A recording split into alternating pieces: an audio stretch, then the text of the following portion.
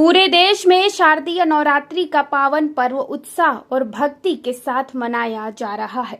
इसी क्रम में शक्ति की देवी मां दुर्गा के 9 रूपों में से एक मां ब्रह्मचारिणी को समर्पित मंदिर में अष्टमी के दिन एक विशेष और प्रतीकात्मक अनुष्ठान होता है, जिसे नारियल बलि के रूप में जाना जाता है।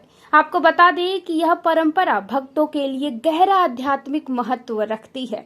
वहीं नारियल बलि का विशेष महत्व परंपरागत रूप से प्राचीन काल में देवी को प्रसन्न करने के लिए पशु बलि दी जाती थी, लेकिन समय के साथ सनातन धर्म में बलि को प्रतीकात्मक रूप में बदल दिया गया। इसी प्रतीकात्मक बलि के रूप में नारियल का उपयोग किया जाता है। आपको बता दें कि मां ब्रह्मचारिणी के मंदिर में विशेष रूप से अष्टमी के दिन भक्तों की भारी भीड़ देखने को मिलती है। भक्तगण मंदिर में पूजा अर्चना करने के बाद माता के जयकारे लगाते हुए नारियल बलि का अनुष्ठान पूरा करते हैं। वहीं इस दिन नारियल का प्रसाद रूप में वितरण भी किया जाता है, जिसे ग्रहण करना बहुत शुभ माना जाता है। आपको बताते चले कि नारियल बलि केवल एक धार्मिक रस्म ही नहीं, बल्कि यह स्वयं को समर्पित करने, नकारात्मक को दूर करने और जीवन में समृद्धि लाने का एक गहरा आध्यात्मिक संकेत है। और यह परंपरा नवरात्रि के पावन अवसर पर भक्तों के मन में नई ऊर्जा और विश्वास का संचार करती है। महंत पंडित राजेश्वर सागरकर, ऐसा है कि ये जो आयोजन है ये 75 वर्ष पहले हमारे दादा गुरु ने शुरू किया था। ये पहले 108 नारियल के बलिदान से उन्होंने प्रारंभ किया। उनको भगवती की ऐसी प्रेरणा हुई कि नारी के लिए बलिदान प्रारंभ करना चाहिए। अब बलि की प्रथा तो बड़ी पुरानी है। बलि क्या है, पहले के जो राजा महाराजा थे वो पहले युद्ध में जब जाते थे तो युद्ध में जाने के पहले बलिदान करवाते थे। तो बलिदान होता था, किस चीज का बलिदान होता है, तो पहले पशु बलि होते थे। अब दिन प्रतिदिन परिस्थितियां बदलती गई। अब राजा महाराजा नहीं रह गए तो धीरे धीरे ऋषि मुनियों ने पशु बलि के जगह नारियल का बलिदान प्रारंभ किया। अब नारियल का बलिदान प्रसन्न होने से भगवती प्रसन्न होती है। कहा गया है कि बलि प्रदान पूजा या मग्नि कार्य महोत्सव। भगवती को अगर आपने सब दर्शन पूजन सब किया और आपने नारियल के लिए बलिदान नहीं किया तो कहीं न कहीं आपकी पूजा अधूरी रह जाती है। तो इसलिए नारी के लिए बलिदान अत्यंत आवश्यक है।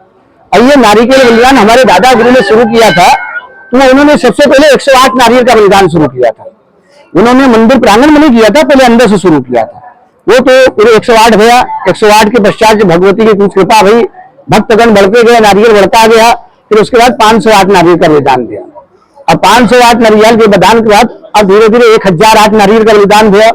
और चैत्र नवरात्र में जो है संगीत में नारियल बलिदान होता है, लेकिन ये अश्विन का नवरात्र है, इसमें जो है 508 नारियल का बलिदान होता है। और जो बलिदान होता है नारियल का, वो सभी भक्त जो भी भक्त आते हैं अपने अपने तरफ से जो भी मनोकामना होती है उनकी देते हैं भगवती को नारियल।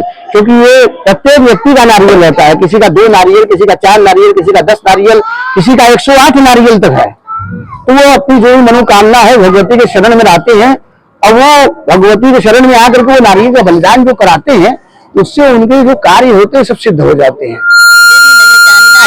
क्योंकि अगर भगवती को बलिदान अगर दिया तो भगवती वो सर्वत्र प्रसन्न हो जाती है। और प्रसन्न होने के बाद आप जो चाहे भगवती से, माता से मांग लीजिए, आपकी सभी काम मानना। तो नारियल का ही बलिदान क्यों दिया जाता है? ऐसा है कि नारियल का बलिदान इसलिए कि देखिए बलिदान कई प्रकार का होता है।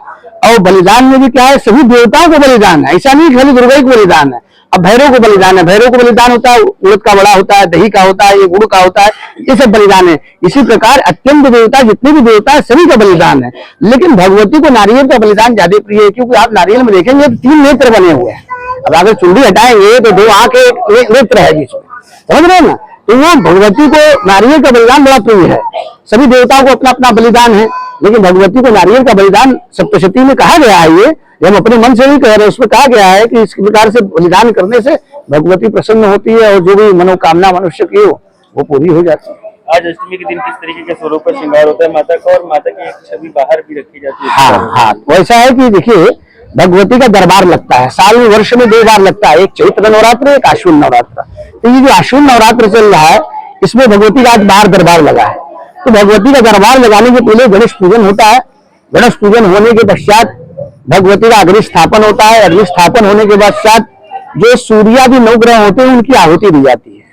और फिर जो बाहर भगवती का विग्रह रखा जाता है, कलश के ऊपर ये जो है भगवती का मुखौटा लगा के भगवती का दरबार तैयार किया जाता है, भव्य श्रृंगार किया जाता है भगवती का। और जितने भी प्रकार के भोग मिष्ठान में रहते हैं भगवती के सामने नैवेद्य के लिए रखे जाते हैं।